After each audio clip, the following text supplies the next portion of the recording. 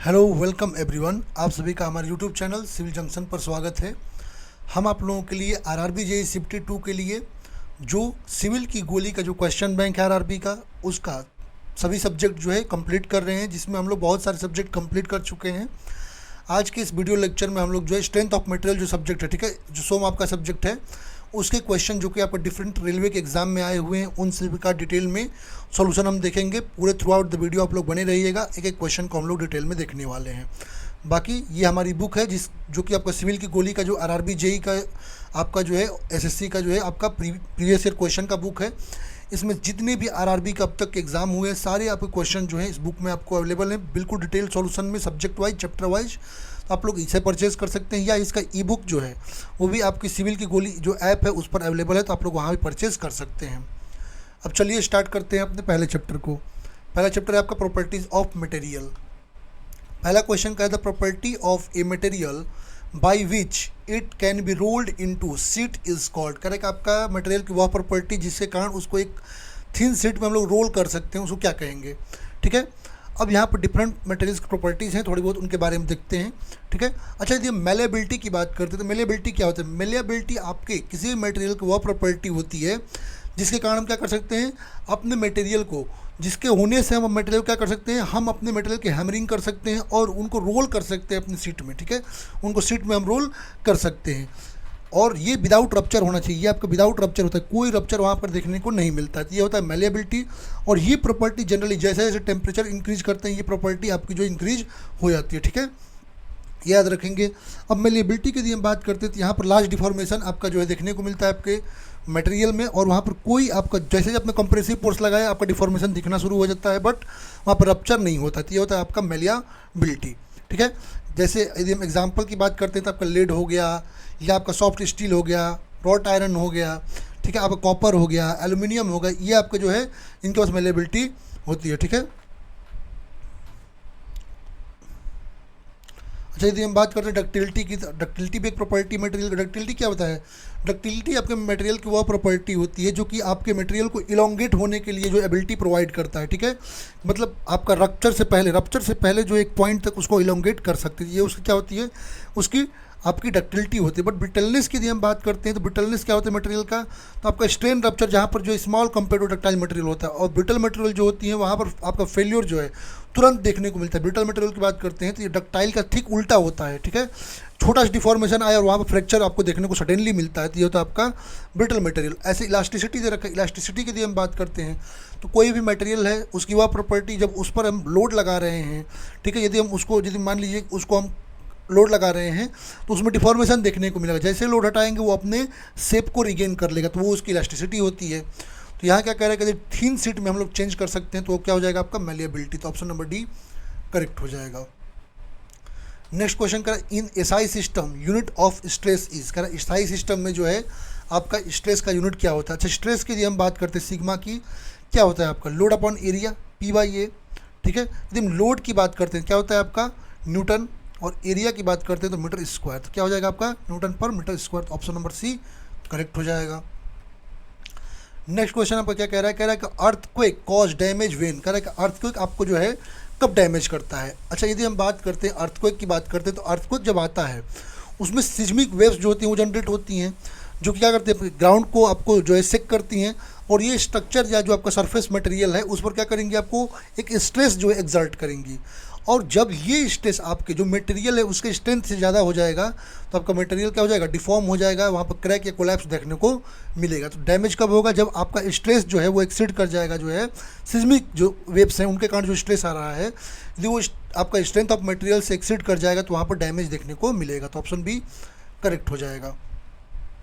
If a material has a identical properties in all direction it's said to be. कह रहा है यदि आपके पास कोई मटेरियल है और सभी डायरेक्शन में उसकी प्रॉपर्टी जो है सेम है, उसको क्या कहेंगे। तो मान लीजिए एक पॉइंट है, ठीक है, एक मटेरियल में पॉइंट है, यदि यहाँ पर भी ई आ रहा है, इलास्टिक प्रॉपर्टीज़ की बात कर रहे हैं, ठीक है, यहाँ पर भी ई आ रहा है, सारी इलास्टिक जो प्रॉपर्टीज़ है उनको ले सकते हैं, ई ले सकते हैं, जी ले सकते हैं, के ले सकते हैं, सबको ले सकते हैं। ठीक है, ये जेड डायरेक्शन में ई। तो कोई मटेरियल पे यदि सभी डायरेक्शन में, ठीक है, सभी डायरेक्शन में जो है आपकी प्रॉपर्टीज़ आइडेंटिकल होती हैं, उनको हम आइसोट्रोपिक कहते हैं। क्या कहते हैं उनको?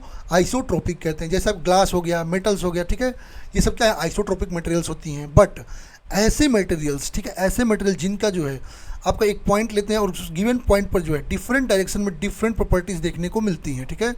यहाँ पर देखिए, यहाँ पर E1 मिल गया, यहाँ E2 मिल गया, यहाँ E3 मिल गया, ठीक है। सेम इलास्टिक प्रॉपर्टीज़ जो है यहाँ पर जो है, लेकिन वो प्रॉपर्टीज जो आपका डिफरेंट है डिफरेंट डायरेक्शन में। इसको हम क्या कहते हैं? इसको हम कहते हैं आपका जो है अनआइसोट्रोपिक, ठीक है। क्या कहते हैं? अनआइसोट्रोपिक। आई होप ये समझ में आया होगा, ठीक है। जैसे वुड वगैरह हो गए, वुड की बात करते हैं, अनआइसोट्रोपिक मटेरियल होता है, ठीक है।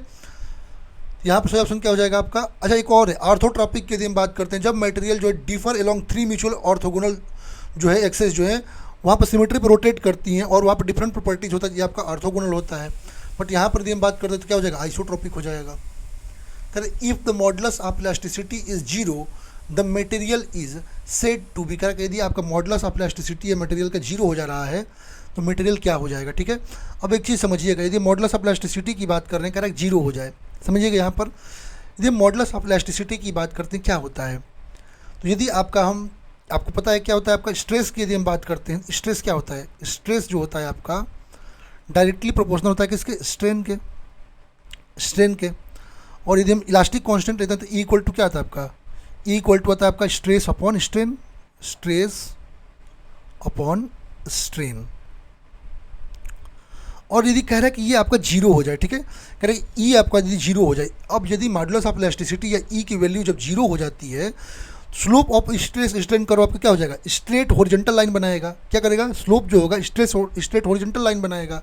इसका मतलब आपका यहाँ पर जो है प्लास्टिक कैरेक्टरिस्टिक, जो आपका प्लास्टिक कैरेक्टरिस्टिक है वो परफेक्टली प्लास्टिक देखने को मटेरियल के लिए मिलेगा, ठीक है, परफेक्टली दिखेगा क्योंकि वो लीनियर हो जाएगा, सही हो जाएगा कि आपका प्लास्टिक हो जाएगा। नेक्स्ट क्वेश्चन कर आपका the unit of elastic modulus is the same as those of. कह रहा जो यूनिट होता है जो इलास्टिक मॉडुलस का वो सेम किसके होता है, ठीक है। अब इलास्टिक मॉडुलस की बात करते हैं, ठीक है। अब स्ट्रेस क्या होता है? स्ट्रेस के स्ट्रेन का तो यूनिट नहीं होता है, स्ट्रेस का यूनिट होता है, स्ट्रेस का आपका लोड अपॉन एरिया करते हैं तब क्या आता है? न्यूटन पर मीटर स्क्वायर। अब आपका स्ट्रेस का भी वही आता है, आपका शियर मॉडुलस का भी वही आता है और प्रेशर का भी सेम आता है। इसका मतलब इन तीनों का जो यूनिट जो है इलास्टिक मॉडुलस की तरह सेम होता है, तो ऑप्शन ए करेक्ट हो जाएगा। नेक्स्ट क्वेश्चन कर आपका the stress below which a material has a high probability of not failing under reversal of stresses. कह रहा है कि आपका किसी भी मटेरियल की वह प्रॉपर्टी जिसके नीचे, ठीक है, जिसके बिलो, ठीक है, आपका जो है ये हाई प्रोबेबिलिटी है कि यदि वहाँ पर रिवर्सल ऑफ स्ट्रेसेस हो रही हैं आपका मटेरियल फेल नहीं करेगा, उसको हम क्या कहेंगे, ठीक है, ये आपको क्वेश्चन पूछ रखा है। अच्छा, एंड्योरेंस लिमिट के यदि हम बात करते हैं तो क्या होता है एंड्योरेंस लिमिट? एंड्योरेंस लिमिट की यदि हम बात करते हैं तो आपका मैक्सिमम जो वैल्यू होता है कंप्लीटली रिवर्स्ड आपका बेंडिंग स्ट्रेस के लिए, जहाँ पर यदि हम बात करते हैं लगभग 106 साइकिल तक होता है, लगभग ये आपका 106 साइकिल, ऐसा तो इनफाइनाइट नंबर ऑफ साइकिल्स है लेकिन माना जाता है साइंटिफिक तरीके से 106 साइकिल्स होते हैं, जहाँ पर आपका जो है मटेरियल पे यदि हम स्ट्रेस लगा रहे हैं और रिवर्सल हो रहा है स्ट्रेसेस का, ठीक है, तो हाई प्रोबेबिलिटी है कि आपको फेल नहीं होगा, तो वो होता है आपका एंड्योरेंस लिमिट। तो एंड्योरेंस लिमिट तक आपको फेल्योर देखने को नहीं मिलेगा, ठीक है। बट यदि आपका रिपीटेड स्ट्रेसेस लग रही हैं, ठीक है, बिलो यील्ड स्ट्रेस पॉइंट लग रहा है, ठीक है, और वहाँ पर फेल्योर हो रहा है, तो उसको हम क्या कहते हैं? उसको हम कहते हैं फटीग फेल्योर। वो दोनों आपको समझ में आ गया होगा। तो यहाँ पर यदि हम बात करें सही ऑप्शन क्या हो जाएगा आपका? ये हो जाएगा एंड्योरेंस लिमिट, ठीक है।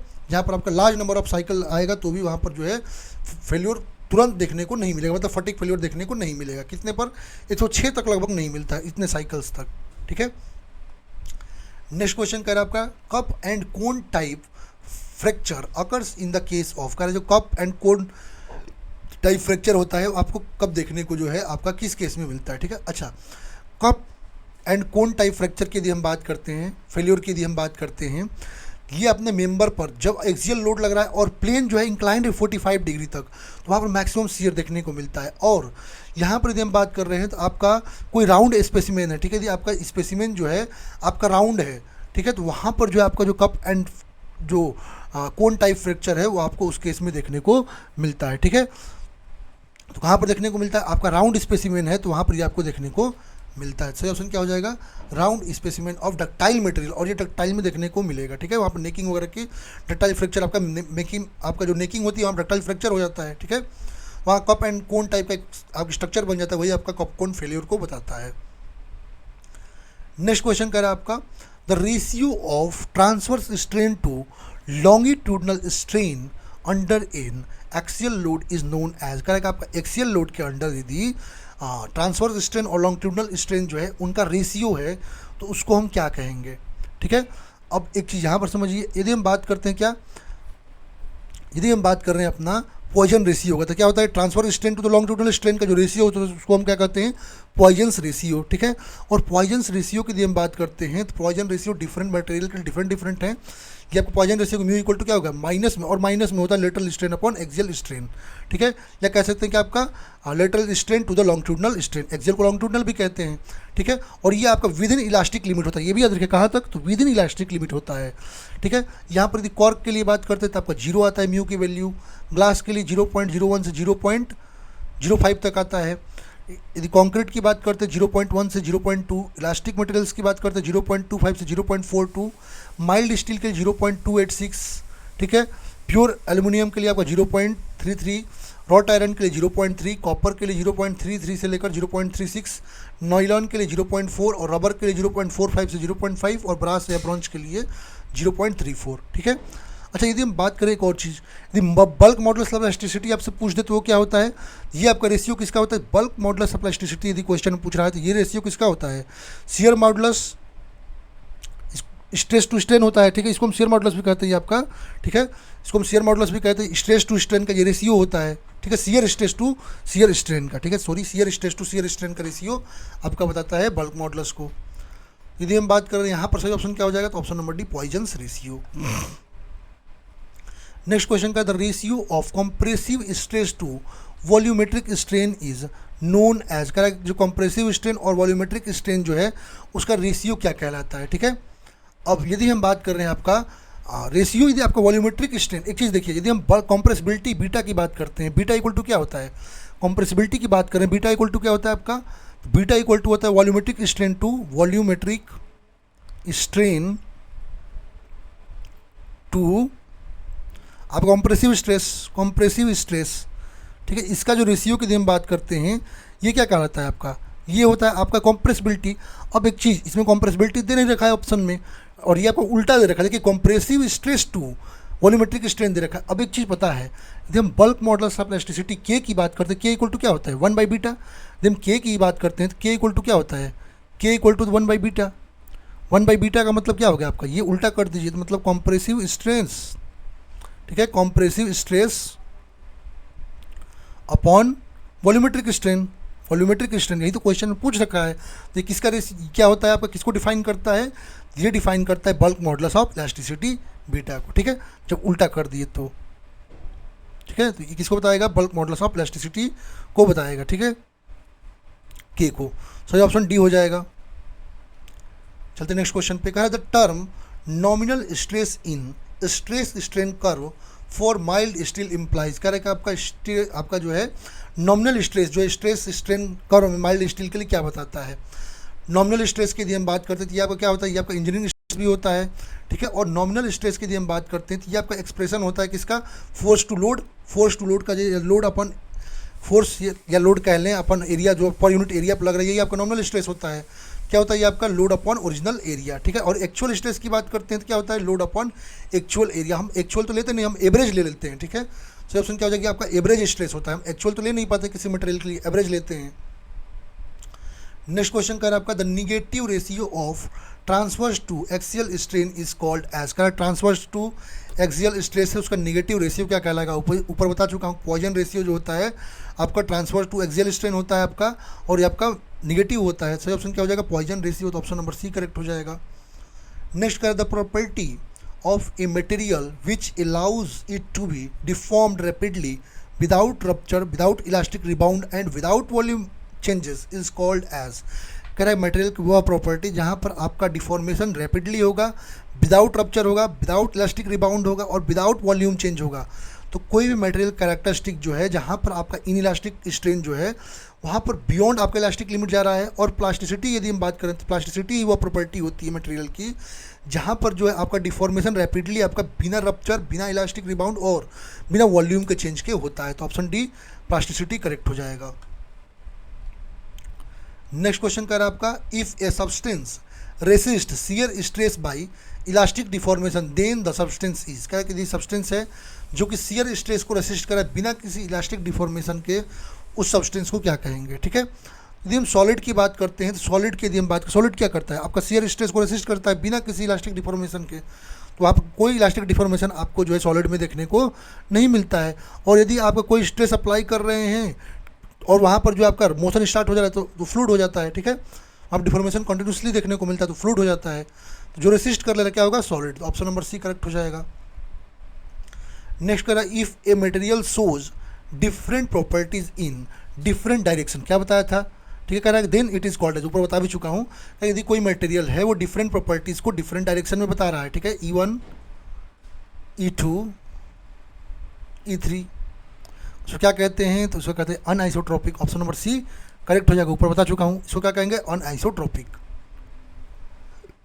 नेक्स्ट करें the necessary condition of equilibrium of a body is, कोई बॉडी इक्विलिब्रियम में कब होगा, तब होगा जब वहाँ पर सारे फोर्सेस की यदि हम बात करें, समेशन ऑफ ऑल फोर्सेस, ठीक है, सिग्मा Fy सिग्मा Fx और आपका जो मूवमेंट है समेशन ऑफ मूवमेंट वो भी जीरो हो जाए, तो उसको क्या कहते हैं, इक्विलिब्रियम कंडीशन कहते हैं। तो ऑप्शन नंबर डी करेक्ट हो जाएगा। नेक्स्ट क्वेश्चन करें what is the maximum theoretical possible value of Poisson's ratio for non dilatant materials. Correct, non dilatant materials के लिए जो पॉइजन्स रेशियो होता है उसका जो है आपका थ्योरेटिकल पॉसिबल वैल्यू क्या होता है, ठीक है। अच्छा, नॉन डायलेटेंट के लिए हम बात करते हैं, जैसे रबर वगैरह हो गया, तो नॉन डायलेटेंट मटेरियल्स के लिए जो मैक्सिमम पॉइजन्स रेशियो की वैल्यू आती है कितनी आती है, 0.5 आती है, ठीक है। रबर के लिए हम बात करते हैं, ये क्लोजली होता है आपका 0.5 के, तो ये आपका रबर जो है नॉन डायलेटेंट में आ जाता है, ठीक है। अब एक चीज़ समझिएगा, एक क्वेश्चन और बनता है, जब हम इंजीनियरिंग रेंज की बात करते हैं, पॉइजन रेशियो की यदि हम बात कर रहे हैं, ठीक है, इंजीनियरिंग की यदि हम बात कर रहे हैं, ठीक है, इंजीनियरिंग वैल्यू की यदि बात कर रहे हैं, ठीक है, इंजीनियरिंग वैल्यू की यदि हम बात करते हैं, और एक होता है थ्योरेटिकल रेंज, दोनों रेंज बता रहा हूँ, थ्योरेटिकल रेंज और इंजीनियरिंग रेंज, ठीक है। थ्योरेटिकल की यदि हम बात करते हैं तो आपका इंजीनियरिंग रेंज की यदि हम पहले बात करते हैं पॉइजन रेशियो का, ठीक है, तो आपका यदि हम बात करें तो ये आपका रेशियो कितना होता है इंजीनियरिंग के लिए पॉइजन रेशियो का, तो 0 से इक्वल या ज़्यादा, और आपका जो है लेस देन आपका 0.5, ठीक है, ये होता है पॉइजन रेशियो का, म्यू का, ठीक है। बट यदि हम बात कर रहे हैं अपना किसका, यदि हम बात करें थ्योरेटिकल वैल्यू का, तो थ्योरेटिकल वैल्यू जो आपका -1 से होता है, ठीक है, -1 से 0.05 तक, ठीक है, -1 से 0.05 तक, -1 से आपका 0. म्यू जो है 0.05, ये याद रखेंगे वैल्यू। तो यहाँ से ऑप्शन क्या हो जाएगा आपका, यहाँ पर हो जाएगा आपका 0.50। कह रहा है आपका loss of stress with time at constant strain in steel is called as, ठीक है। क्या कहते हैं आपका स्टील है वहाँ पर जो है लॉस ऑफ स्ट्रेस जो है टाइम के साथ जो है कांस्टेंट स्ट्रेन से हो रहा है, ठीक है, उसको हम क्या कहेंगे। जब हम रिलैक्सेशन की बात करते हैं तो यहाँ पर डिक्रीज इन स्ट्रेस आपका जो स्टील में होता है, ठीक है, वो आपका एक प्रोलॉन्ग्ड स्ट्रेन के लिए होता है, मतलब लंबे समय तक होता है, और एक आपका कांस्टेंट स्ट्रेन के रूप में होता है, इसको हम क्या कहते हैं, रिलैक्सेशन कहते हैं, ठीक है, और कांस्टेंट टेम्परेचर होना चाहिए, ठीक है। तो क्या हो जाएगा, रिलैक्सेशन। तो ऑप्शन नंबर बी करेक्ट हो जाएगा। नेक्स्ट क्वेश्चन का restoring force per unit area setup inside a body is called. Correct, आपका restoring force per unit area, आपको किसी बॉडी में फोर्स पर यूनिट एरिया आपका क्या होता है, स्ट्रेस होता है, तो ऑप्शन सी करेक्ट हो जाएगा। नेक्स्ट करें the number of independent elastic constant for linear isotropic and homogeneous material. कल आपका linear isotropic and homogeneous material जो है उनके लिए जो है आपका जो है नंबर ऑफ लीनियर इलास्ट, आपका जो आइसोट्रोपिक के लिए आपका नंबर ऑफ इंडिपेंडेंट पूछ रखा है, ठीक है। तो यदि हम नंबर ऑफ इंडिपेंडेंट की बात करते हैं तो आपका आइसोट्रोपिक और होमोजीनियस के लिए 2 होता है, कितना होता है, आइसोट्रोपिक और होमोजीनियस की बात करता है तो 2 होता है, ठीक है। अच्छा, आर्थोट्रोपिक मटेरियल की बात करता है तो 9 हो जाते हैं, आर्थोट्रोपिक की बात करता है तो 9 हो जाते हैं, और अनआइसोट्रोपिक की यदि बात करता है 21 होते हैं, तो ये आपको याद रहनी चाहिए। यहाँ पर कितना हो जाएगा आपका, ऑप्शन नंबर सी। कर the failure of a material under varying load after a number of cycle of such load is known as. Correct, आपका कोई मटेरियल जो है वहाँ पर साइक्लिक लोडिंग लग रही है तो वहाँ पर जो फेल्यूर होता है उसको क्या कहते हैं, ठीक है। तो फटीग फेल्यूर के लिए हम बात करते हैं जब यहाँ पर जो है कोई भी मटेरियल है वहाँ पर साइक्लिंग लोडिंग लग रहा है, अंडर वायरिंग लोड जो है आपका मटेरियल पर जो है एक साइकिल जो नंबर ऑफ साइकिल्स लोड का लग रहा है उसको हम कहते हैं क्या, अपना फटीग फेल्यूर कहते हैं, ठीक है, फटीग फेलियर, और एंड्योरेंस लिमिट में आपका फेलियर नहीं होता है, उन साइकिल तक फेलियर जब तक ना हो, मतलब फटीग फेलियर ना हो, तो वो आपका एंड्योरेंस लिमिट होता है, ठीक है। नेक्स्ट कर आपका question, unit of strain is, कर स्ट्रेन का यूनिट आपको पता ही है, स्ट्रेन का कोई यूनिट नहीं होता, तो no unit, option number D correct हो जाएगा। नेक्स्ट क्वेश्चन करा अच्छा नेक्स्ट चैप्टर है आपका simple stress strain and elastic constant. तो इसे क्वेश्चंस को देखते हैं। पहला क्वेश्चन क्या कह रहा है आपका, कह रहा है द लेंथ ऑफ ए, कह रहा है आपका the length of a bar is L metre, it extends by 2 mm, ठीक है। चलिए एक्सटेंशन मतलब डेल्टा यदि हम बात करते हैं, ठीक है, वो आपका जो है कितना हो रहा है, आपका 2 mm का हो रहा है, ठीक है। When tensile force F is applied find the strain produce, तो स्ट्रेन पूछ रखा है, स्ट्रेन का मतलब चेंज इन लेंथ, मतलब delta L upon original length, ठीक है। तो एल आपका क्या हो जाएगा, तो डेल्टा एल अपॉन एल, तो आपका यहाँ पर इट एक्सटेंड्स टू 2 mm, तो मतलब 2 mm का चेंज देखना पड़ रहा है, 2 mm बाई एल हो जाएगा, क्या हो जाएगा आपका 2 mm बाई एल, ठीक है। अच्छा एल मीटर में दे रखा है ना, एल मीटर में दे रखा है, 2 mm बाई एल मीटर में दे रखा है, चेंज करेंगे तो क्या हो जाएगा 0.002 मीटर बाई एल मीटर, सही ऑप्शन ए हो जाएगा। Choose the option which correctly shows the relationship between modulus of elasticity, modulus of rigidity and bulk modulus. तो इनके बीच का आपका जो है करेक्ट रिलेशनशिप बताना है, किसका किसका, modulus of elasticity, modulus of rigidity and bulk modulus. तो यहाँ पे कुछ रिलेशनशिप देख सकते हैं, जी इक्वल टू क्या आता है E upon 2 into 1 plus mu, K equal to E upon 3 1 minus 2 mu, ये आपको याद रहनी चाहिए, ई इक्वल टू 9 के जी अपॉन 3k प्लस जी, और mu equal to 3k minus 2g upon 6k plus 2g। तो ये आपको रिलेशन से याद रहने चाहिए। तो यहाँ पर सही ऑप्शन क्या मिल रहा है, ऑप्शन नंबर सी, ठीक है, यहाँ पर सी से दिखा रहा है जी को, ठीक है। चलते नेक्स्ट क्वेश्चन पे, in term of bulk modulus K and modulus of rigidity G Poisson ratio पूछ रखा है। तो म्यू की यदि हम बात करके 3k minus 2g upon 6k plus 2g होता है, तो ऑप्शन नंबर सी यहाँ पर करेक्ट हो जाएगा। नेक्स्ट क्वेश्चन का the stress below which a material regains its original size and shape when the load is, यदि आपका जो है स्ट्रेस बिलो कह रहा है, जब आपका मटेरियल आपका जो है अपना मतलब ओरिजिनल साइज और शेप जो है उसको रिगेन कर ले रहा है, उसको हम क्या कहेंगे। तो यदि हम इलास्टिसिटी की बात करते हैं, इलास्टिक लिमिट की बात करते हैं, तो आपका वह लिमिट होता है जिसके अंडर हमने यदि किसी मटेरियल पर लोड लगाया तो वहाँ पर डिफॉर्मेशन देखने को मिलेगा, और जैसे ही उस लोड को हमने हटा लिया, इनेबल कर दिया, तो वहाँ पर जो अपने सेम ओरिजिनल साइज और शेप में पहुँच जाता है, तो उसको हम क्या कहते हैं आपका, उसको हम कहते हैं आपका इलास्टिक लिमिट, ठीक है। तो ऑप्शन नंबर डी करेक्ट हो जाएगा। नेक्स्ट क्वेश्चन का the area of stress strain plot represent करा, स्ट्रेस स्ट्रेन प्लॉट के बीच जो एरिया बनता है वो किसको रिप्रेजेंट करता है, ठीक है। अब यहाँ पर एक चीज़ समझिएगा, जब हम स्ट्रेस स्ट्रेन प्लॉट की बात करते हैं, ठीक है, और वहाँ पर एरिया की बात कर रहा है, ठीक है, वहाँ पर किसकी बात कर रहा है, एरिया की बात कर रहा है, ठीक है। यदि हम टफनेस की बात कर रहे हैं तो यहाँ पर देखिए क्या है, ये आपका एरिया जो है, ठीक है। तो आपका एरिया जो है ये आपका, जब हम टफनेस की बात करते हैं, टफनेस क्या बताता है, किसी मटेरियल का जो है फ्रैक्चर को रेसिस्ट करने का जो प्रॉपर्टी होता है उसको टफनेस बताता है, ठीक है। अब यहाँ पर जो है टफनेस आपका जो है ये आपका किसी डिजायरेबल होता है अगेंस्ट इम्पैक्ट लोडिंग, ठीक है, और जो एबिलिटी होता है मटेरियल का इस एनर्जी को ऑब्जर्व करने के टिल आपका जो ब्रेकिंग या रप्चर, वही उसका टफनेस कहलाता है। तो टफनेस में यदि हम एरिया की बात करते हैं, जो स्ट्रेस स्ट्रेन का एरिया होता है, ठीक है, वही क्या होता है, उसका मॉडुलस ऑफ टफनेस को बताता है, ठीक है। इसमें क्या होना चाहिए, तो जब हम मॉडुलस ऑफ टफनेस की बात करते हैं या स्ट्रेस स्ट्रेन जो प्लॉट बनता है एरिया का, वो आपका एनर्जी जो आपके फेल्योर के लिए चाहिए उसको बताता है। तो ऑप्शन नंबर बी करेक्ट हो जाएगा। नेक्स्ट क्वेश्चन का the phenomena of increase in stress with increase in strain beyond yielding is called as, कह रहा है कि आपका जो है वह फिनोमिना जहाँ पर इंक्रीज इन स्ट्रेस होता है आपका किसके साथ, तो increase in strain beyond yielding, yielding के बियॉन्ड होता है, उसको हम क्या कहते हैं। तो यदि हम बात करें आफ्टर यील्डिंग जो है, यदि आपका डिफॉर्मेशन जो मटेरियल में देखने को मिल रहा है इंक्रीज होता हुआ, और वहाँ पर जो है फिर से आपका इंक्रीज लोड कर रहे हैं तो भी इंक्रीज हो रहा है, और आपका वहाँ पर जो है बियॉन्ड हम यील्डिंग जा रहे हैं, उसको हम कहते हैं स्ट्रेन हार्डनिंग। क्या कहते हैं उसको, strain hardening. Option number B correct हो जाएगा। चलते नेक्स्ट चैप्टर क्या है आपका, shear force and bending moment, ठीक है। पहला क्वेश्चन कह रहा है a beam is a structural member designed primarily to take which of the following type of load. कह रहा है आपका जो है बीम जो है आपका स्ट्रक्चरल मेंबर होता है जो कि प्राइमरली किस टाइप ऑफ लोड जो है उनको बियर करने के लिए बनाया जाता है, ठीक है। तो यदि बीम की बात करते हैं, बीम आपका स्ट्रक्चरल मेंबर होता है जहाँ पर ट्रांसवर्स लोडिंग, ठीक है, कौन सी लोडिंग, ट्रांसवर्स लोडिंग, जैसे bending movement and shear force उस पर लगता है, ठीक है। ट्रांसवर्स लोडिंग में आपका बेंडिंग मूवमेंट और शियर फोर्स, तो ऑप्शन नंबर बी करेक्ट हो जाएगा।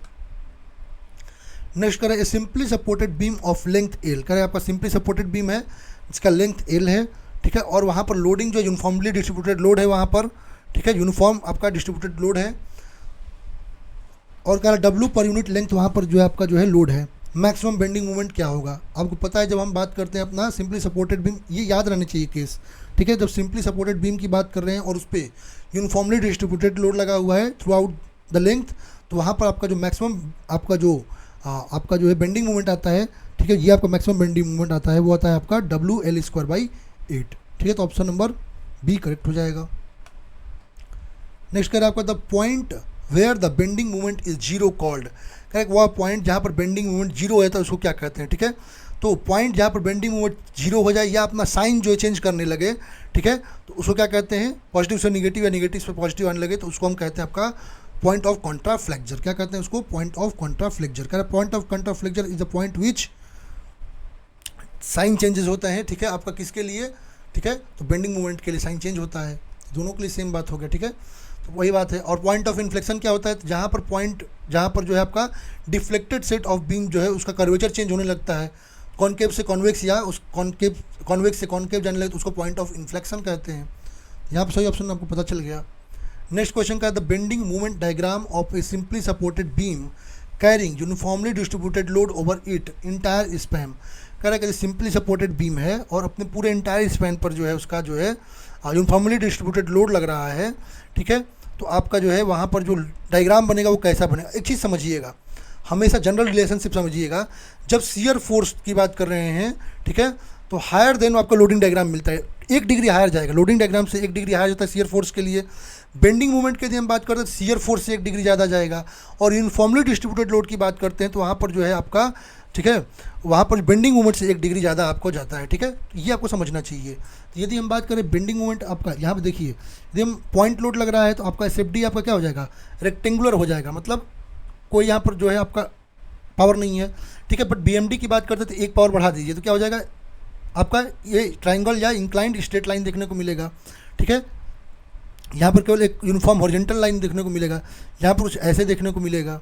UDL की बात करते हैं ट्राइंगल या इंक्लाइंड स्ट्रेट, अब इसको 1 डिग्री बढ़ा दीजिए आपका BMD में क्या हो जाएगा, आपका 2nd डिग्री पैराबोला देखने को मिलेगा, स्क्वायर पैराबोला। UVL की बात करते हैं तो वहाँ 2nd डिग्री पैराबोला देखने को मिलेगा शियर फोर्स के लिए, और बेंडिंग मोमेंट के लिए 3rd डिग्री पैराबोला देखने को मिलेगा, ठीक है। और यदि हम बात करते हैं अपना पैराबोलिक केस में 3rd डिग्री पैराबोला आपका जो है शियर फोर्स में 4th डिग्री आपका पैराबोला जो है बेंडिंग मोमेंट में देखने को मिलेगा। यहाँ पर क्या हो जाएगा, आपका पैराबोला देखने को मिलेगा, तो ऑप्शन नंबर डी करेक्ट हो जाएगा। करें simply supported beam is subjected to a linear varying load from one end to other end, अब यहाँ पर लीनियर वायरिंग लोड लग रहा है सिंपली सपोर्टेड बीम पर, ठीक है, तो करें शियर फोर्स क्या हो जाएगा, शियर फोर्स की हम बात करें तो पैराबोलिक देखने को मिलेगा, तो ऑप्शन नंबर बी करेक्ट हो जाएगा। करें which type of beam freely supported at 2 points has one और both end extending beyond this support, कह रहा है आपका कौन सा टाइप का बीम है जिसमें आपका फ्रीली जो है सपोर्टेड होता है 2 पॉइंट्स पे, जहाँ एक पॉइंट जो है आपका एक्सटेंड कर जाता है, जो बाहर के एक या दोनों पॉइंट जो है एक्सटेंड बाहर की तरफ कर जाता है, ठीक है। अब ये देखिए ये आपका जो है क्या है, आपका एक एंड फिक्स है और ये आपका फ्री है, इसको हम कहें कैंटिलीवर बीम, ठीक है। यहाँ पर जो एक एंड यहाँ पर फिक्स है, यहाँ पर एक रोलर सपोर्ट लगा हुआ है और ये बियॉन्ड जा रहा है सिंगल ओवर हैंगिंग एक साइड में, ठीक है, ये आपका प्रॉप्ड कैंटिलीवर है, और दोनों साइड में जा रहा है तो क्या होगा, डबल ओवर हैंगिंग बीम हो जाएगा, ठीक है। और ये आपका जो कि एक और हिंज है और एक और पिन है, तो आपका सिंपली सपोर्टेड और दोनों फिक्स है तो आपका फिक्स्ड बीम, यहाँ पर क्या हो जाएगा, ओवर हैंग बीम हो जाएगा, तो ऑप्शन नंबर डी करेक्ट हो जाएगा। नेक्स्ट क्वेश्चन का the point where the alignment changes from straight line और tangent to circular curve is called as, कह रहा है आपका पॉइंट जहाँ पर जो आपका अलाइनमेंट जो है स्ट्रेट लाइन या टेंजेंट से सर्कुलर कर्व, अब ये आपका एक तरीके से हाईवे क्वेश्चन यहाँ पर आ गया है, बाद में हटवा दूंगा मैं, ठीक है। तो यदि आपका कोई पॉइंट है जहाँ पर अलाइनमेंट चेंज हो रहा है स्ट्रेट लाइन से टेंजेंट टू सर्कुलर कर्व, तो है उसको हम क्या कहते हैं, उसको हम कहते हैं आपका पॉइंट ऑफ कर्वेचर, तो ऑप्शन नंबर बी यहाँ पर करेक्ट हो जाएगा, इस चैप्टर क्वेश्चन नहीं है। नेक्स्ट क्वेश्चन करें bending movement at any section is conjugate in A conjugate beam gives actual beam, जो बेंडिंग मूवमेंट होता है किसी सेक्शन पर कॉन्जुगेट बीम का जो है वो एक्चुअल बीम के लिए क्या देता है, ठीक है। यदि हम रियल बीम की बात करते हैं slope at any point in real beam आपका शियर फोर्स एट पॉइंट देता है, और deflection at any point in real beam जो है आपका bending movement at point of in conjugate देता है, तो क्या देता है आपका डिफ्लेक्शन देता है, तो ऑप्शन नंबर डी करेक्ट हो जाएगा। In an uniformly loaded cantilever beam where will the maximum bending movement occur, करा यूनिफॉर्मली लोडेड आपका कैंटिलीवर बीम में आपका मैक्सिमम जो है बेंडिंग मोमेंट कहाँ आकर करेगा, यदि आपका यूनिफॉर्मली लोडेड कैंटिलीवर बीम है, ठीक है, आपका कैंटिलीवर बीम यूनिफॉर्मली लोडेड है, तो वहाँ पर यदि हम बात करते हैं, ठीक है, कुछ ऐसा है, यूनिफॉर्मली लोडेड है आपका कैंटिलीवर बीम, ठीक है, यूडीएल लगा हुआ है, ठीक है, चलिए वहाँ पर यूडीएल लगा हुआ है आपके बीम पर। तो यदि हम बात करें यूनिफॉर्मली लोडेड है, ठीक है, सॉरी यूनिफॉर्मली लोडेड है ना, वायरिंग नहीं है, यूनिफॉर्मली लोडेड है, यूडीएल लगा हुआ है, तो वहाँ पर जो मैक्सिमम बेंडिंग मोमेंट आपको कहाँ देखने को मिलेगा, तो eight fix end of the beam, ठीक है, ऑप्शन नंबर सी करेक्ट हो जाएगा। नेक्स्ट चैप्टर अपना डिफ्लेक्शन ऑफ बीम है, चलिए इसे क्वेश्चन को देखते हैं। कह रहा है simply supported beam of span L and flexural rigidity EI carries a unit point load at its center. The strain energy in the beam due to bending is, कह रहा है आपका सिंपली सपोर्टेड बीम है जहाँ जिसका span जो है L है और फ्लेक्सुरल रिजिडिटी EI है, वहाँ पर यूनिट पॉइंट लोड लग रहा है सेंटर पे, तो स्ट्रेन एनर्जी क्या हो जाएगा, ठीक है। अब स्ट्रेन एनर्जी की यदि हम बात करते हैं, आपका U इक्वल टू क्या होता है 1/2 लोड इंटू डिफ्लेक्शन। अब डिफ्लेक्शन की यदि हम बात करें सिंपली सपोर्टेड बीम के लिए, ठीक है, तो आपका क्या होता है delta equal to P square L cube upon 48 EI होता है, ठीक है। यहाँ पर रख दीजिए वैल्यू को, तो अब पी इक्वल टू क्या हो जाएगा आपका, क्या कर यूनिट लोड लग रहा है तो 1 हो जाएगा, यू इक्वल टू क्या हो जाएगा 1/2 की यदि हम बात कर रहे हैं यहाँ पर, तो 1/2 मतलब 0.5, ठीक है, पी का स्क्वायर मतलब 1 का square L cube upon 48 EI, solve करेंगे तो यहाँ पर क्या आ जाएगा, तो ये आएगा L cube upon 96 EI, option number C correct मिलेगा। The maximum deflection of a fixed beam carrying a central load W is equal to, कह रहा है मैक्सिमम डिफ्लेक्शन आपका फिक्स्ड बीम के लिए जहाँ पर सेंट्रल लोड W जो है उसके इक्वल है तो क्या आएगा, ठीक है। तो यदि हम बात करें मैक्सिमम डिफ्लेक्शन आपका फिक्स्ड बीम का, तो फिक्स्ड बीम की यदि हम बात करते हैं, आपका ये ऐसा कुछ बीम है, फिक्स्ड बीम है, ठीक है, ये आपका फिक्स्ड बीम है, ठीक है, और यहाँ पर यदि आपका लोड लग रहा है सेंटर पे, ठीक है, तो कुछ ऐसा डिफ्लेक्शन देखने को मिलेगा, सेंटर पर W लग रहा है, ये L/2 और ये L/2, यहाँ पर यदि हम बात कर रहे हैं तो आपका क्या आ जाएगा था, ये आता है आपका WL³ अपन 192 EI, तो ऑप्शन नंबर सी करेक्ट हो जाएगा। नेक्स्ट क्वेश्चन का U1 and U2 are the strain energies stored in a prismatic bar due to axial tensile forces P1 and P2 respectively. The strain energy U stored in simple bar due to combined action of, अच्छा दोनों combined के लिए कह रहा है कि U1 and U2 जो strain energies हैं आपका जो प्रिज्मेटिक बार में due to axial tensile force आपको P1 एंड P2 जो है आपका जो है प्रिज्मेट आपका जो है उसमें एनर्जीज हैं स्टोर्ड हैं, कह रहा है कि एनर्जी यदि आपका U स्टोर्ड सेम बार के लिए यदि कंबाइंड कर दे दोनों को P1 P2 के लिए तो क्या आएगा, ठीक है। अब यहाँ पर देखिए स्ट्रेन एनर्जी यदि हम प्रिज्मेटिक बार की यदि बात करते हैं ड्यू टू एक्सियल लोड क्या आता है आपका, यह तो U इक्वल टू क्या U1 P1 की यदि हम यहाँ बात करें तब का आएगा क्या P1 का square by L upon 2AE, यदि हम P2 की बात करते हैं P2/2AE, दोनों को यदि हम ऐड करेंगे, ठीक है, दोनों को जब ऐड करेंगे U1 और U2 को, तो लास्ट में ये ऐड करने पर आपका ये U जो है आपका ग्रेटर देन मिलेगा U1 प्लस U2 से, U जो है आपका ग्रेटर देन मिलेगा U1 प्लस U2 से, ठीक है, यहाँ पर ऑप्शन डी मिल जाएगा। नेक्स्ट क्वेश्चन कर रहा है an increase in load at free end of cantilever beam is likely to cause failure, कर आपका इंक्रीज करेंगे लोड फ्री एंड पर आपका जो है कैंटिलीवर बीम के लिए, तो आपका जो है ये क्या कॉज करेगा, ठीक है। अब एक चीज़ आपको पता है मैक्सिमम स्ट्रेस कहाँ पर होगा, फिक्स पे होगा, ठीक है, तो फिक्स सपोर्ट पे आपको मैक्सिमम स्ट्रेस आएगा, तो जैसे सपोर्ट बढ़ाएंगे तो आपको फिक्स जो सपोर्ट होगा वहाँ पर आपको फेलियर देखने को मिलेगा, सही ऑप्शन डी हो जाएगा। कह रहा है stress develop due to application of a load suddenly dot times that due to same load being applied gradually. अच्छा दोनों चीज़ समझिए, कह रहा है यदि आपका जो है स्ट्रेस कह रहा है क्या होगा एप्लीकेशन यदि सडन लोड है, और एक आपका क्या है आपका सडन लोड की यदि हम बात करते हैं, पहला हम सडन लोड की यदि बात करते हैं, ठीक है, तो स्ट्रेस डेवलपमेंट जो आता है सडन लोड के लिए वो क्या आता है, जो स्ट्रेन एनर्जी आता है W²L/A आता है सडन लोड के लिए, ठीक है। ऐसे ही जब हम इम्पैक्ट लोड के लिए हम बात करते हैं, ग्रेजुअल लोड आ रहा है, सडन लोड हो गया इम्पैक्ट वाला, यदि ग्रेजुअल लोड अप्लाई करते हैं तो ये आपका आता है क्या, या तो W²L/2AE, अब दोनों का रेशियो निकालेंगे तो ये इसका दुगुना आ रहा है, कितना आएगा 2 टाइम्स आएगा, तो ऑप्शन नंबर सी करेक्ट हो जाएगा, दोनों याद रखेंगे वैल्यूज़। करें bar A and bar B are made up of same material and area of same length, but bar A has diameter D while bar B has diameter 2D if both subjected to same strain energies of both subjected to same axial load same है, the ratio of strain energy of bar A to strain energy बार 2 आपका क्या आएगा, ठीक है। अब यहाँ पर इस चीज़ को देखिए, लेंथ जो है दोनों का बराबर है, LA = LB है, लोड भी दोनों का सेम है, ठीक है, but D A equal to small D और D B equal to 2D है। स्ट्रेन एनर्जी की बात करते हैं तो क्या आएगा, U equal to sigma square 2E upon V, volume आपका। यू इक्वल टू क्या कर सकते हैं, यहाँ से 2E कॉमन ले लीजिए तो सिग्मा, और सिग्मा क्या होता है पी अपॉन ए, तो स्क्वायर कर दीजिए, ए इंटू एल, भी को ए इंटू एल ले सकते हैं। इसका मतलब यहाँ पे यू क्या है 1/a जो है इसका व्युत्क्रमानुपाती है, ठीक है। मतलब यदि यहाँ पर यू ए अपॉन यू भी करते हैं या ए अपॉन बी करते हैं तो क्या जाए 2D square upon D square, solve करेंगे कितना आएगा 4 आएगा, ठीक है। सही ऑप्शन क्या आ जाएगा 4 हो जाएगा यहाँ पर, ऑप्शन नंबर बी करेक्ट हो जाएगा रेशियो। नेक्स्ट क्वेश्चन करें, analysis of continuous beam can be done by, करें कंटिन्यूअस बीम जो है उसका एनालिसिस हम किसके द्वारा करते हैं। तो यदि हम कंटिन्यूअस बीम की बात करते हैं तो उसके एनालिसिस हम स्लोप डिफ्लेक्शन मेथड से भी करते हैं, मोमेंट डिस्ट्रीब्यूशन मेथड से भी करते हैं, 3 मोमेंट थ्योरम से भी करते हैं। तो ऑप्शन नंबर डी यहाँ पर करेक्ट हो जाएगा।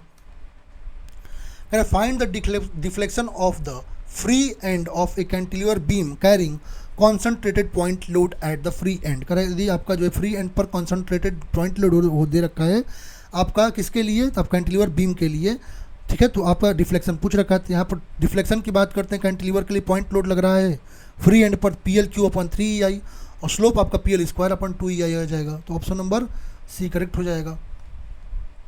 नेक्स्ट चैप्टर अपना है principal stress and strain and theories of failure, ठीक है। चलिए देखते हैं इसको। पहला क्वेश्चन करें, what is the radius of Mohr circle in case of biaxial state of stress. तो कह रहा है आपका जो रेडियस क्या होगा आपका मोर सर्किल में जो है आपका by axial state of stress के केस में, ठीक है। अब यदि हम बात करते हैं आपका, तो यदि हम प्रिंसिपल स्ट्रेस की बात करते हैं, ठीक है, सिग्मा की यदि हम बात करें, सिग्मा मैक्स या मिनिमम क्या आता है, sigma X plus sigma Y by 2 plus minus under root sigma X minus sigma Y by 2 का स्क्वायर, ये याद रखिएगा, plus tau square X Y याद रखेंगे आप लोग। टाउ मैक्स की यदि हम बात करते हैं तो क्या आता है, sigma max minus sigma minimum by 2, इसका मतलब यही आपका रेडियस के बराबर हो जाएगा, ठीक है। सही ऑप्शन क्या हो जाएगा आपका, तो option number B, half the difference of 2 principal stresses.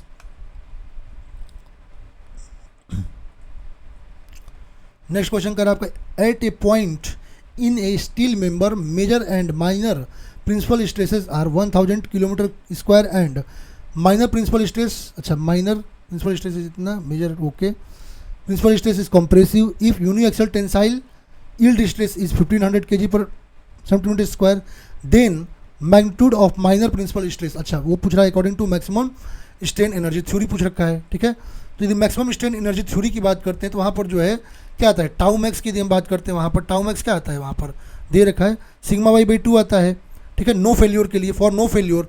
और फॉर डिजाइन के लिए बात करते हैं तो क्या होता है आपका सिग्मा 1 माइनस सिग्मा 2 बाई 2, ठीक है, FOS से निकालते हैं।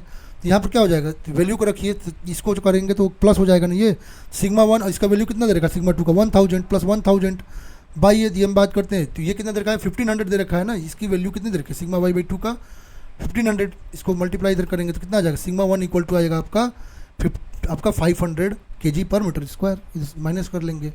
सो ऑप्शन क्या हो जाएगा, ऑप्शन नंबर बी 500 आपका। नेक्स्ट क्वेश्चन का, the principal stress failure theory is also called dot theory, का जो principal maximum principal stress theory है उसको और क्या कहते हैं। मैक्सिमम प्रिंसिपल स्ट्रेस थ्योरी की बात करते हैं, इसको हम रेंकाइंस थ्योरी के नाम से भी जानते हैं, और ये आपका एप्लीकेबल होता है ब्रिटल मटेरियल के लिए, ठीक है, जहाँ पर आपका फेल्योर जो है अंडर टेंशन आपका आ रहा है, वहाँ पर फ्रैक्चर लीड कर रहा है, ठीक है। ये डक्टाइल मटेरियल के सूटेबल नहीं होता है, तो ये भी आपको ध्यान में रखना है, ठीक है। सही ऑप्शन क्या हो जाएगा यहाँ पर, इसको हम रेंकाइन थ्योरी भी कहते हैं, तो ऑप्शन ए करेक्ट हो जाएगा। नेक्स्ट क्वेश्चन करें, according to which theory of failure does the ductile material begins to yield when the maximum principal strain reaches the strain. करें according to theory of failure, करें ductile material आपका yield होना शुरू हो जाता है जब आपका मैक्सिमम प्रिंसिपल स्ट्रेन जो है आपका स्ट्रेन तक पहुंच जाता है, ठीक है। तो उसको क्या कहते हैं, मैक्सिमम प्रिंसिपल स्ट्रेन थ्योरी या सेंट वैकेंट थ्योरी की बात करते हैं। ये कहता है कि आपका मैक्सिमम आपका डक्टाइल मटेरियल जो होता है वहाँ पर यील्डिंग शुरू हो जाती है जब आपका मैक्सिमम प्रिंसिपल स्ट्रेन जो है स्ट्रेन एट जहाँ पर जो है आपका यील्डिंग हो सकता है वहाँ तक पहुँच जाता है सिंपल टेंशन में, तो वहाँ पर यील्डिंग शुरू हो जाता है। तो कौन कहता है आपका सेंट वैकेंट्स थ्योरी, तो ऑप्शन नंबर डी करेक्ट हो जाएगा। चलते हैं नेक्स्ट चैप्टर पे। नेक्स्ट हमारा चैप्टर है बेंडिंग एंड शियर स्ट्रेस। चलिए पहला क्वेश्चन देखते हैं। करें a beam is structural member design primarily to take which of load. करें आपका बीम जो है आपका स्ट्रक्चरल मेंबर है जो कि डिज़ाइन किया जाता है किस लोड को बियर करने के लिए। आपको पहले बता चुका हूँ, बीम जो आपका स्ट्रक्चरल मेंबर होता है जो कि ट्रांसवर्स लोड जैसे बेंडिंग और शियर फोर्स को बियर करता है। सही ऑप्शन बी हो जाएगा। करें in case of pure bending the beam will bend into an arc of a, कह रहा है प्योर बेंडिंग के केस में जो, अच्छा बेंडिंग इक्वेशन याद रखिएगा, क्या आता है, M by I, bending equation बता रहा हूँ, equal to F by Y equal to E upon R, ठीक है। अब यहाँ पर यदि हम बात करते हैं तो कह रहा है कि case of pure bending the beam will bend into arc, pure bending case में यदि हम बात करते हैं तो आर कांस्टेंट होना चाहिए, और ये कहाँ पर कांस्टेंट होता है, सर्कल में होता है, तो ऑप्शन ए करेक्ट हो जाएगा। सर्कल में ऐसा होता है तो ऑप्शन ए करेक्ट हो जाएगा। कह रहा है if a body is acted upon by a set of mutually perpendicular shear stress diagonal planes are likely to have, कह रहा है कि यदि कोई मटेरियल है वहाँ पर यदि आपका जो है सेट ऑफ, यदि कोई मटेरियल है वो एक्ट कर रहा है किस पे, set of mutual perpendicular shear stress पे, तो डायगोनल प्रिंसिपल प्लेन आपका क्या होगा, तो कोई भी बॉडी है यदि वो सब्जेक्टेड है म्यूचुअल आपका जो है परपेंडिकुलर शियर स्ट्रेसेस पर, तो रिजल्टिंग स्ट्रेट जो होगा वो डायगोनल प्लेन्स का जो है वो बोथ टेंशन एंड कंप्रेशन में आपको आएगा, ठीक है। तो ऑप्शन नंबर सी करेक्ट हो जाएगा। नेक्स्ट क्वेश्चन का है the point within the cross sectional plane of a beam through which resultant of the external loading on the beam has to pass through to ensure pure bending without twisting of cross section of beam is called as, करा आपका जो है point आपका जो है जो कि cross sectional plane में है बीम के, जहाँ पर आपका रिजल्टेंट ऑफ आप जो एक्सटर्नल लोडिंग है वो पास कर रहा है और वहाँ पर इंश्योर कर रहा है प्योर बेंडिंग को, और वहाँ पर कोई ट्विस्टिंग जो है बीम के जो है क्रॉस सेक्शन में नहीं मिलता है, उसको हम क्या कहते हैं, ठीक है। यदि हम शियर सेंटर की बात करते हैं, शियर सेंटर ऐसा पॉइंट होता है जहाँ पर ट्रांसवर्स लोड पास करता है और वहाँ पर आपको कोई ट्विस्टिंग देखने को नहीं मिलती है, ठीक है। और शियर सेंटर हमेशा जो है एक्सिस ऑफ सिमेट्री यदि एग्जिस्ट करती है तो वहाँ पर लाई करता है, ठीक है।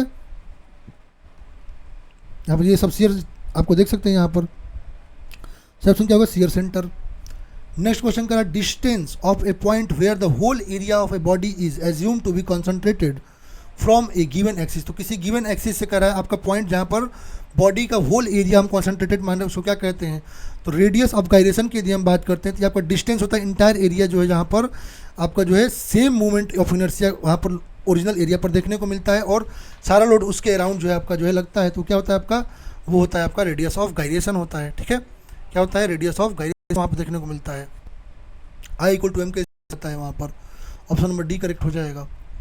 नेक्स्ट क्वेश्चन का the stress caused by the bending movement is called, कह रहा है बेंडिंग मूवमेंट के कारण कोई स्ट्रेस आ रहा है, ठीक है, तो उसको क्या कहेंगे, तो बेंडिंग मूवमेंट के कारण जो आपका किसी बॉडी पर जो स्ट्रेस आता है उसको हम फ्लेक्सुरल स्ट्रेस कहते हैं, तो ऑप्शन ए करेक्ट हो जाएगा।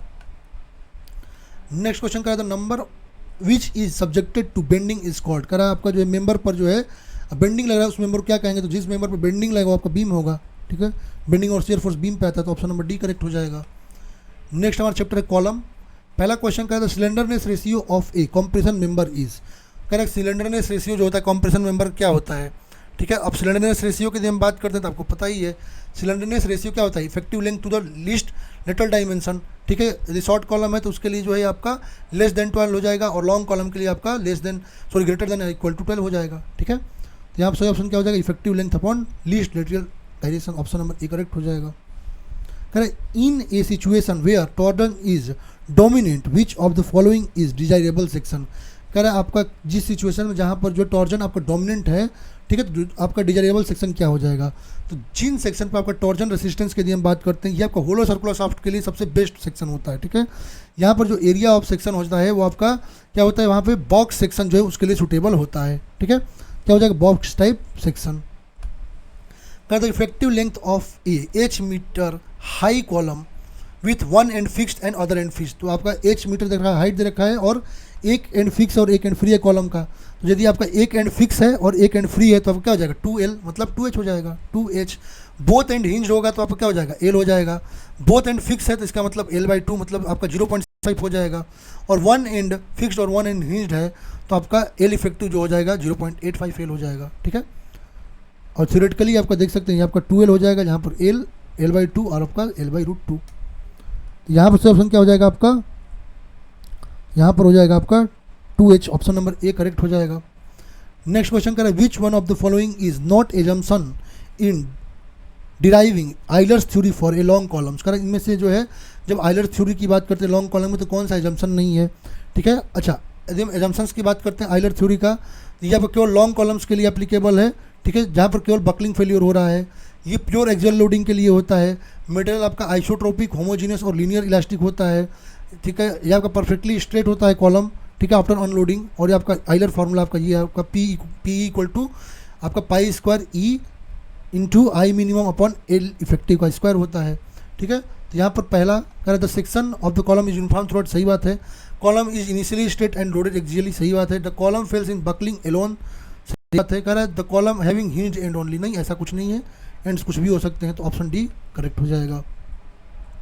तो इस तरह से हमने स्ट्रेंथ ऑफ मटेरियल के जो क्वेश्चन आपके आरआरबी के डिफरेंट एग्जामिनेशंस में आए हैं उनको इस वीडियो में कवर अप कर चुके हैं। तो आपको कोई भी डाउट हो कमेंट बॉक्स में आप लोग कमेंट कर सकते हैं। वीडियो को आप लोग फास्ट फॉरवर्ड भी करके अपने बुक को सामने रख करके अपना रिवीजन कर सकते हैं। बाकी जो लोग चैनल पर नए हैं चैनल को सब्सक्राइब कीजिएगा, वीडियो को लाइक कीजिएगा। Thank you everyone.